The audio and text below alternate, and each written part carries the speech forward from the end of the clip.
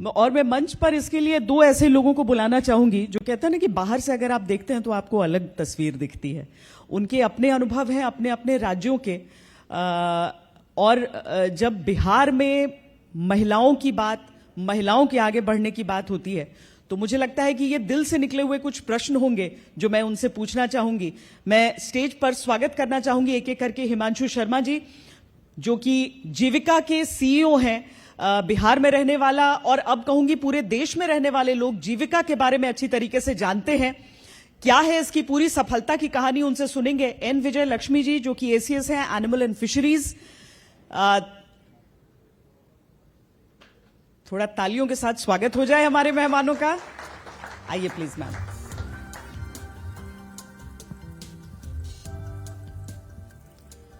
विजय लक्ष्मी जी, मुझे बताया गया कि आप बिहार को पूरी तरीके से आत्मसात कर चुकी हैं, अपना चुकी हैं आप। और क्या छठ पर्व भी यू ऑब्जर्व छठ? इस बात पे तालियां हो जाएं। आप आंध्र से हैं, वैसे आंध्र प्रदेश से हैं और छठ पर्व अब मनाती हैं आप। क्या क्या चीज आपको लगी इसमें कि आपको लगा कि मैं भी छठ पर्व करूंगी? बस थोड़ा पास रहिए। मैं यहाँ पे 30 साल हो गया मेरा सेवा में। 95 बैच के ऑफिसर हूँ मैं और तब से लगातार बिहार काडर में हूँ।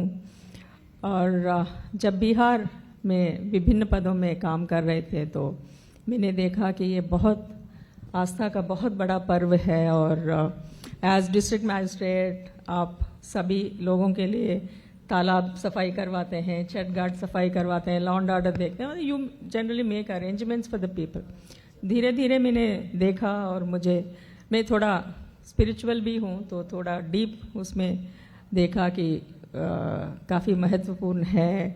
साइंटिफिक तरीके से, व्यक्तिगत तौर पर, सामाजिक तौर पर और आध्यात्मिक तौर पर, तीनों तौर पर आप तीनों लेयर्स में अगर आप देखेंगे तो छठ बहुत ही इम्पॉर्टेंट फेस्टिवल है।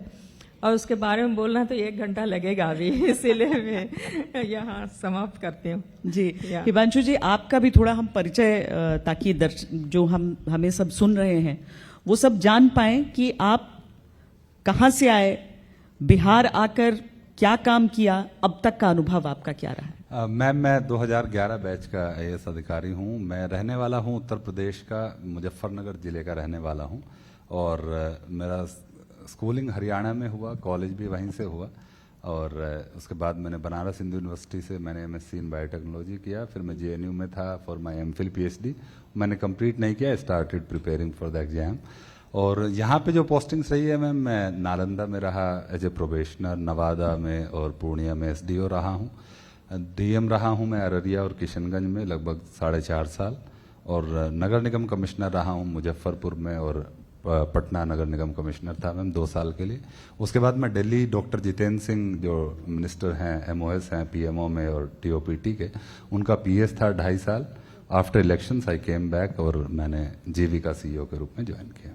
तो बिहार की महिलाओं और अपनी जीविका स्वयं खड़ी करने को लेकर आपका अनुभव क्या रहा है? आप किस तरीके से समझते हैं बिहार की महिलाओं को? देखिए मैम, ये प्रोग्राम जो जीविका का शुरू हुआ है, और ये मैं मानता हूँ कि मेरी सबसे बेहतरीन पोस्टिंग अब तक की यही मैं मानता हूँ कि लगभग 1.25 साल मुझे हुआ है। यहाँ की महिलाओं की जीवटता देख करके किस तरीके से वो अपने छोटे छोटे इनिशिएटिव जो गांव में शुरू करती हैं और छोटी छोटी पूंजी वो अपने समूह से प्राप्त करती हैं। लगभग 11 लाख समूह हम लोगों के बिहार में बने हुए हैं और 1,40,00,000 महिलाएं इन स्वयं सहायता समूहों से जुड़ी हुई हैं। चूंकि समूह का नाम ही है स्वयं सहायता, तो ये आपस में एक ग्रुप बना करके छोटा छोटा लोनिंग करती हैं। फिर आपस में हम लोग कैपेसिटी बिल्डिंग पे मैसिव अभियान चलाते हैं मैम। हम लोग का लगभग जीविका का 4,000 करोड़ का सालाना बजट है, जो मेनली एनआरएलएम से हम लोग को फंडिंग होती है, गवर्नमेंट ऑफ इंडिया से। उसमें एक मेजर कंपोनेंट हम लोग ट्रेनिंग और कैपेसिटी बिल्डिंग के लिए रखते हैं। तो इस प्रकार से लगभग मैम 70,000 करोड़ रुपया बैंक से, लगभग 60,000 करोड़ रुपए और 13,000 करोड़ रुपया परियोजना से, मतलब जीविका से इन्वेस्टेड है इन महिलाओं के बीच में। इस 73,000 करोड़ रुपए को ये महिलाएं आपस में लेन देन करती हैं। और सबसे अच्छी बात ये है मैम, और ये अक्रॉस इंडिया है, बिहार में भी है, कि लगभग 99.99% रीपेमेंट रेट है बैंक्स का। तो ये इन महिलाओं की जीवटता है, इनका ईमानदारी है, और मैं कहूँगा इनकी इंटीग्रिटी है कि कोई भी बैंक अब ये नहीं कहता है कि स्वयं सहायता समूह को हम ऋण नहीं देंगे, बल्कि रादर बैंक्स की तरफ से अब ये प्रपोजल रहता है कि हम लोग ज़्यादा से ज़्यादा महिलाओं को हेल्प करना चाहते हैं। बहुत छोटी सी चीज कही है, लेकिन कितना कमाल का आकलन हो जाता है। और इसी से समझते हुए अगर हम लाइव स्टॉक और फिशरीज में हम महिलाओं की तरफ से जो लाइवलीहुड उनका बन रहा है, क्या आप लोगों की तरफ से वो प्रयास हुए हैं और वो जमीन पर कितना दिखे हैं? अगर आप ऐसा देखें तो लाइवलीहुड अपॉर्चुनिटीज़, चाहे जीविका में भी अगर लाइवलीहुड अपॉर्चुनिटीज़ की बात करते हैं तो वहाँ भी एक प्रमुख आयाम लाइव स्टॉक सेक्टर है, लाइव स्टॉक एंड फिशरीज। जीविका में भी काफ़ी लाइव स्टॉक एंड फिशरीज पे काम हुआ है। ओवरऑल में बात करूँगी बिहार के, तो उसमें लाइव स्टॉक सेक्टर में चाहे वो बकरी पालन हो, चाहे मुर्गी पालन हो, चाहे डेयरी हो, कैटल डेवलपमेंट और कैटल का जो पालन है, या फिशरीज हो, बेसिकली हम milk, meat, fish and egg 4 sectors की बात करते हैं। तो ये चारों सेक्टर्स में महिलाओं का खूब योगदान, मतलब इट्स मोर देन 50% योगदान है। इनफैक्ट हम कह सकते हैं कहीं कहीं 100% महिलाएं काम कर रही है। फॉर एग्जांपल बकरी पालन का पूरा काम महिलाएं देखती हैं, और गौ पालन में in fact entire work is being done by women. तो इनफैक्ट अगर आप ऐसा देखेंगे, it's a huge revolution in Bihar that out of 30,000 odd dairy cooperatives which we have made so far, more than 7,000 dairy cooperatives are led by women themselves. The entire membership belongs to women. वहाँ पे एक भी पुरुष सदस्य नहीं है, सारे महिला सदस्य हैं, and it's led by women. तो डेयरी कोऑपरेटिव सोसाइटीज को पूरा महिलाएं चलाती है। उसमें करीब 3 लाख मेंबरशिप है महिलाओं की। ये एक बड़ा श्वेत क्रांति में महिलाओं की जो योगदान है बिहार में, वो बहुत बड़ा योगदान है।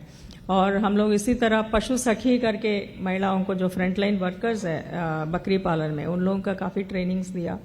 दे आर एक्चुअली अर्निंग देमसेल्व्स, वो काफ़ी सर्विसेज प्रोवाइड करते हैं। तो ये बहुत अच्छा चल रहा है। फिशरीज में if you see, actually in fisheries we have almost each block में ये कह सकते हैं 497 डेयरी फिशरीज कोऑपरेटिव्स है। उसमें मोर देन 50% मेंबरशिप महिलाओं का है। महिलाएं प्रोसेसिंग में, फिर मार्केटिंग में काफ़ी काम करती हैं, फिशरीज सेक्टर में भी।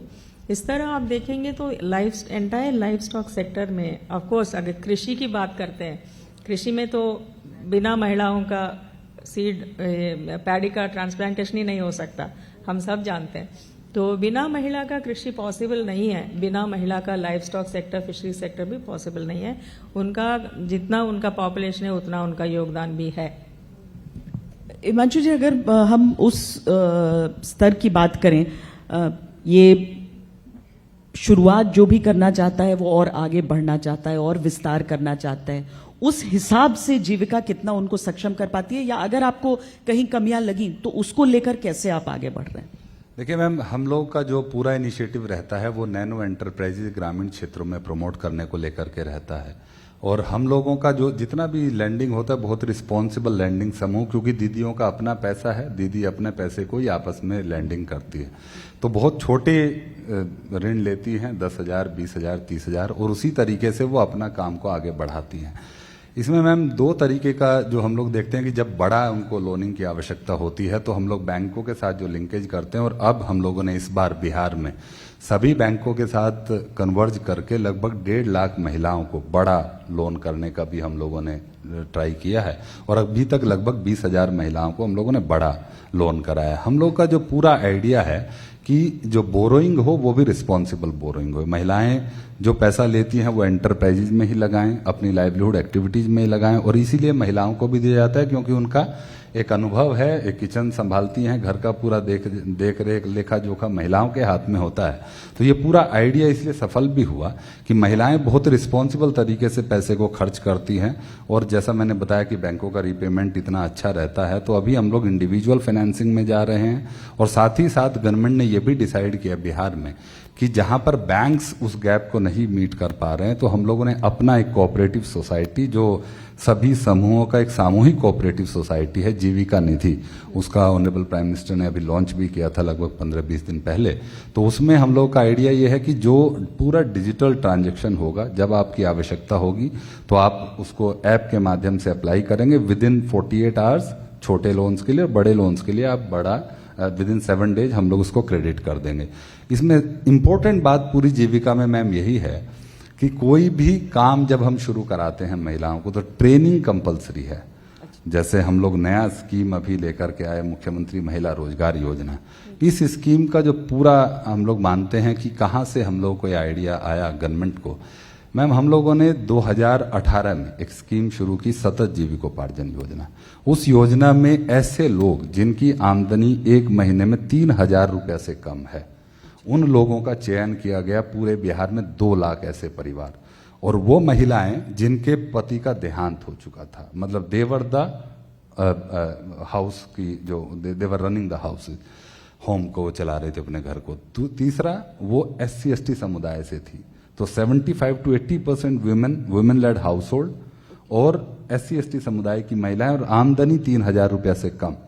और मैम सभी को, ऑडियंस को जान करके ताज्जुब होगा, हम लोगों ने इसमें जो अपना नॉलेज पार्टनर बनाया, वो नोबेल प्राइज जिनको मिला है, JPAL करके है मैम, जो अभिजीत बैनर्जी और रेस्ट ऑफ द फ्लो जो उनकी ऑर्गेनाइजेशन है, उसको हम लोगों ने इसका इवैल्यूएशन के लिए रखा, बिल्कुल इंडिपेंडेंट तरीके से। इसके रिजल्ट्स मैम अभी एंडलाइन इवैल्यूएशन हुआ।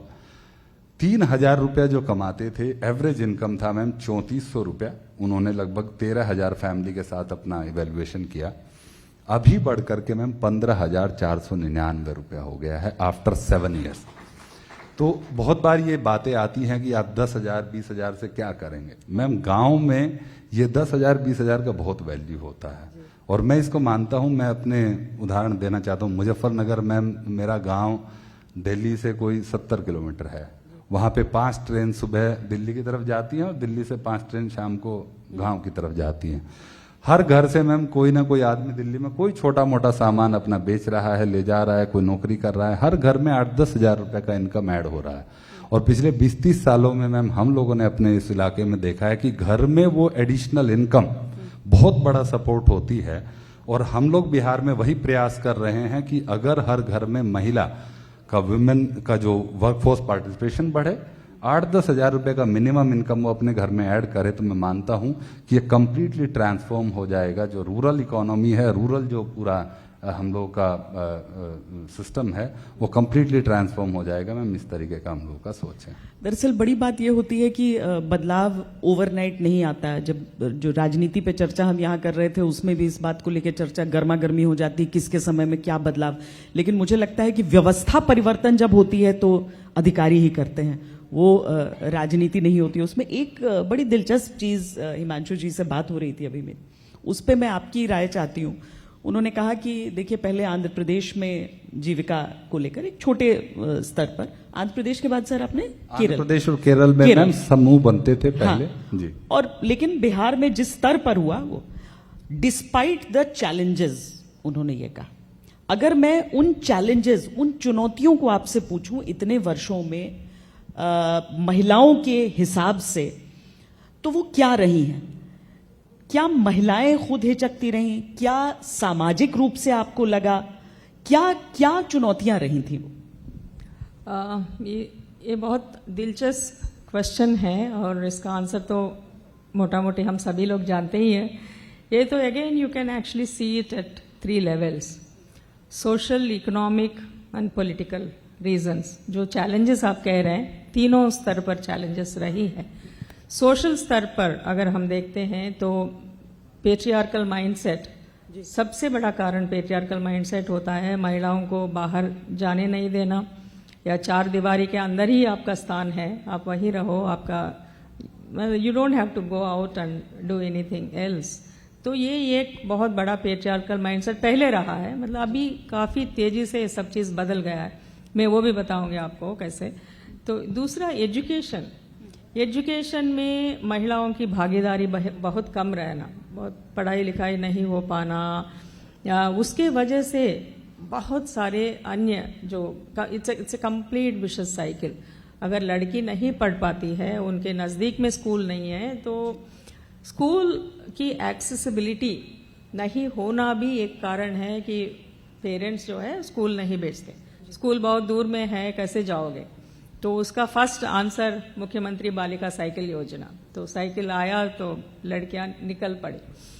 तो इसके बाद फिर दूसरा है कि स्कूल्स घरों तक, घर की नज़दीक तक कम से कम पहुंच जाए। तो उसका सेकंड आंसर था कि हर पंचायत में एटलीस्ट +2 का स्कूल खोला जाए। नंबर 3, ड्यूरिंग मेंस्ट्रुएशन और अदरवाइज ऑल्सो शौचालय, स्कूल्स में शौचालय नहीं होने की वजह से लड़कियां ड्रॉप आउट कर जाती थी। तो अभी आज के दिन में करीब 99%, इवन मैं कह सकती हूँ 100%, इनफैक्ट हम लोग एक जेंडर रिपोर्ट कार्ड निकालते थे। I got an opportunity to work in WDC, Women Development Corporation में मैंने काफ़ी महिलाओं के लिए काम किया। उसके पहले भी एज डिस्ट्रिक्ट मैजिस्ट्रेट भी काफ़ी काम किया है। महिला अपराध नियंत्रण कोषांग, सह परामर्श केंद्र, ये सब खोला। वो बाद में जाके हेल्पलाइंस के रूप में एक बहुत बड़ा स्कीम के रूप में सरकार ने इम्प्लीमेंट किया वगैरह वगैरह। तो आप ये देखेंगे कि शौचालय आ गया है, सभी स्कूल्स में शौचालय आ गया। तो एजुकेशन का जो एनरोलमेंट रेट है वो वैसे ही बढ़ गए। To begin with, if you see the data, तो 1,87,000 के आसपास साइकिल में जाते, 1,87,000 के आसपास एनरोलमेंट रेट था। वो 5x अभी जंप किया है गर्ल्स का अप टू 12th क्लास। अभी करीब 8,71,000 गर्ल्स को साइकिल्स बांटे गए। उन्होंने साइकिल्स अब बांटा मतलब अपने ही खरीद लिया। They were only given cash incentives, they themselves bought the cycles. तो ये एक बहुत बड़ा रिवॉल्यूशन लेके आया। इसके बाद मैं कहूँगी कि जो पर्दा में रहना, उसके लिए काफ़ी हिस्टोरिकल रीजंस है। I am not actually getting into all those issues, क्यों पर्दा सिस्टम शुरू हुआ वगैरह वगैरह। तो वी नो अबाउट इन्वेजन्स, इसके बाद फिर महिलाओं को अंदर ही रखा गया, फलाना वाला। तो वो भी एक ये था कि पर्दा लगा के रखना है, बाहर नहीं जाना है, ये सारा एजुकेशन नहीं है, बहुत सारा भ्रांतियां हैं फीमेल लिटरेसी को लेकर के। फिर चाइल्ड मैरिज, सबसे बड़ा कारण चाइल्ड मैरिज रहा है। अभी काफ़ी तेज़ी से हम लोग ने ह्यूज कैंपेन चलाया 2017 में, child marriage and dowry campaign, anti child marriage and dowry campaign. तो उसका काफ़ी बड़ा इम्पैक्ट रहा है। अदरवाइज पहले बिहार, वेस्ट बंगाल एंड बिहार पर नंबर 1 एंड नंबर 2। अभी 2019 के बाद I think I was not there in that department, WDC में मैं नहीं थी। उसके बाद कैंपेन शायद अभी चल ही रहा होगा, but that time we have really run that campaign very successfully. तो चाइल्ड मैरिजेस, ये सारे एजुकेशन नहीं होना, चाइल्ड मैरिज होना, ये दोनों का इम्पैक्ट है कि आपका TFR बढ़ जाता है, टोटल फर्टिलिटी रेट बढ़ जाता है। टोटल फर्टिलिटी रेट जहाँ पे आपका पहले 4 वगैरह था, 4.5 था, अभी 3 में घट गया है because of all this interventions. Education improvement हो गया है वगैरह वगैरह, साइकिल योजना, सारा चीज़, एनरोलमेंट बढ़ा है, उसके वजह से आपका टोटल फर्टिलिटी रेट में घटोतरी हुई है, घटा है वो। That is related to so many other issues. आपका टोटल फर्टिलिटी रेट घटता है तो पॉपुलेशन कम होता है, because our basic problem is having more people actually. तो वो अभी धीरे धीरे we speak about demographic dividend, many things we speak about, but to begin with, if you have less resources and more number of people, so naturally वहाँ पे development कम होगा। तो उसका पीछे का कारण ये सारा है, TFR ज़्यादा होना, चाइल्ड मैरिजेस होना, एजुकेशनल अटेनमेंट बहुत कम होना गर्ल्स के लिए। क्यों एजुकेशन नहीं हो रहा, उसके पीछे इतने सारे कारण, एक्सेसिबिलिटी, अफोर्डेबिलिटी, रीच वगैरह वगैरह, उस सारे चीज़ों का भी सॉल्यूशन हो गया है।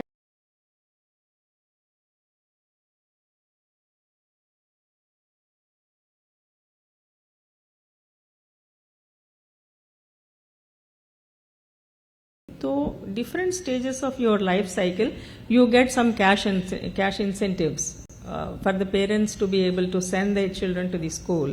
उसके साथ साथ फिर साइकिल है, यूनिफॉर्म्स है, and then scholarships है, Then even for sanitary napkins, there's a cash incentive. So there are so many other incentives to supplement the Mukhyamantri Kanya Uttan Yojana that has actually revolutionized the entire educational sector. तो एक बार महिलाएं, इसके बाद फिर मैं आगे आती हूँ कि एम्प्लॉयमेंट में अभी 35% हॉरिजॉन्टल रिजर्वेशन है in all the post and 35% वैसे ही रिजर्वेशन है लड़कियों के लिए. एंड यू सी बिहार में पुलिस फोर्स में जहां पर 10-15 साल पहले 3% महिलाओं का एनरोलमेंट होता था पुलिस फोर्स में, दैट इज नाउ 30%. तो 10x जंप हुआ है. मुझे लगता है कि देश में पूरे देश में Bihar is number 1 in terms of women's enrolment into the police force. तो ये एक बड़ा सामाजिक परिवर्तन है. महिलाओं को पुलिस यूनिफॉर्म में देखते हैं. नेचुरली मैन के अंदर जो जेंडर रिलेटेड इश्यूज होते हैं वो धीरे धीरे कम हो रहा है. इनफैक्ट मैं आपको एक चीज बताऊं, जब मैं नया सर्विस में आई थी, बिहार आई थी 30 इयर्स पहले, तो जहां भी मैं डीएम के रूप में पदस्थापित थी, तो I used to be the first DM of that particular district. मतलब और भी विमेन ऑफिसर्स थे, ऐसा नहीं, बट संयोग था कि जिस डिस्ट्रिक्ट में मेरा पोस्टिंग हुआ वहां पे I was the first female DM. तो वहां सारा स्टाफ सर ही बुलाते हैं. अभी भी बहुत सारे स्टाफ हम लोग को सर ही बुलाते हैं, because it's they haven't seen women in powerful positions. तो मैडम बोलना आदत ही नहीं था, सर ही बोलते हैं. तो ये एक अभी बदला, काफी विमेन ऑफिसर्स अभी इनफैक्ट मेरी ही सुपर सीनियर मंजरी जरूहार जी, जो कि आईपीएस ऑफिसर है, उन्होंने किताब भी लिखी है मैडम सर के नाम से. एग्जैक्टली. या अभी बहुत सारा चेंजेस आ गया है 30 इयर्स में. I am so glad, I feel so proud that कहीं ना कहीं मेरा भी थोड़ा सा छोटा सा स्क्विरल जैसा योगदान रहा है इसमें. तो अभी वो स्थिति बदल गई. And at the same time coming from the south, secretariat में और अन्य ऑफिस में, बैंक्स में, या कोई भी जो पब्लिक ऑफिस है, वहां जाके देखते हैं. बचपन से मैं देखते आ रही हूँ, बैंक्स में भी हर एक डेस्क में महिलाएं दिखती थी, सेक्रेटेरिएट में हर एक डेस्क में महिलाएं दिखती थी. जब पहले बार देखा तो कोई महिला ही नहीं थी बिहार में. तो उसमें भी काफी रिवोल्यूशन आ गया because of the 35% reservation in employment. तो काफी बड़ी संख्या में अभी महिलाएं दिखती है हर जगह. ऑफिस, चाहे ऑफिस स्पेस हो या बैंक्स हो, कहीं भी, कोई भी पब्लिक ऑफिस में, एम्प्लॉयमेंट में भी अच्छा खासा महिलाओं का कंट्रीब्यूशन और महिलाओं का भागीदारी रहा है. पुलिस फोर्स में तो नंबर 1 है in the entire country. And at the same time political participation, तो मैं असेंबली और लोकसभा की बात नहीं कर रही हूँ, but to begin with at the grass roots level, अब पंचायती राज इंस्टीट्यूशंस में तो again Bihar was a path breaker that way कि 50% reservation in Panchayati Raj institutions. तो that was started in 2006. And अभी within 10 years, if you see by 2016, it's again a huge revolution in Panchayati Raj institutions. More than 50% reservation दिया, but actual numbers आप देखेंगे it's more than 60%. एक चीज होते हैं आंकड़े हिमांशु जी, दूसरा होता है अनुभव.